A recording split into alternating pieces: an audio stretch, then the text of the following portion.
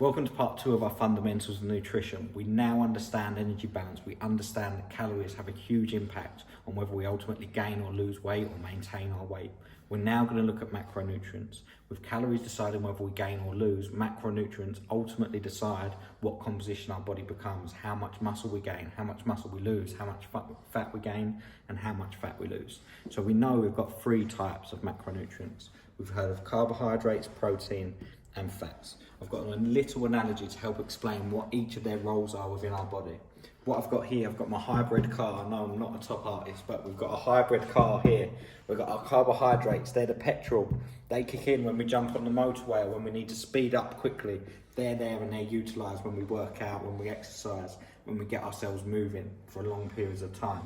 We've then got our protein. This is our mechanic over here. He turns up every evening. He helps repair any damaged muscles. He helps repair our body and look after us so that we're fit and ready to run the race tomorrow.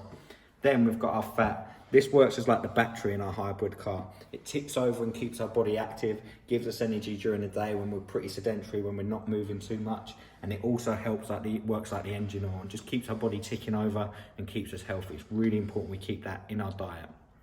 We know that within our macronutrients, each of them has a slightly different calorie balance. So for instance, 1 gram of carbohydrate has 4 calories.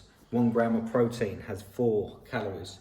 1 gram of fat has 9 calories. What this doesn't mean is that we cut out fat to cut down on calories. That was the initial thought back in the early 2000s. People used to go on low fat diets to try and cut out the most amount of calories, and it worked. But people started to notice some health effects as a result.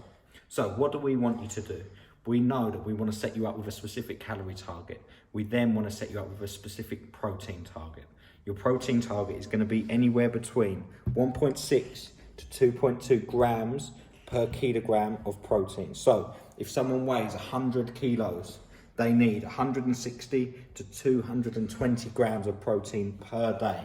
This does not change whether they're on a deficit, a maintenance, or a surplus of calories, okay? So that does not change. If you're 100 kilos, you need 160 to 220 grams of protein per day. We can track this using MyFitnessPal, which we'll talk about in a minute.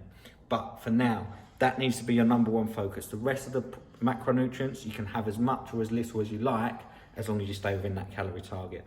So our number 1 goal always becomes the calorie target. Our number 2 goal is always to hit this protein target. If we do those 2 things, there's no reason why we can't make consistent progress. So hopefully that makes sense. As I said at the start in the very first video, get in touch if you've got any questions. There are going to be questions as a result of this. Ultimately, the main point is calories decide whether we gain or lose weight, and then the macronutrients decide our composition as a result, whether we gain muscle, whether we gain fat. So it's really important that we get these right and we pair them with some efficient resistance training. If you've got any questions, get in touch. That's the basics, the fundamentals of nutrition, and I'll speak to you soon.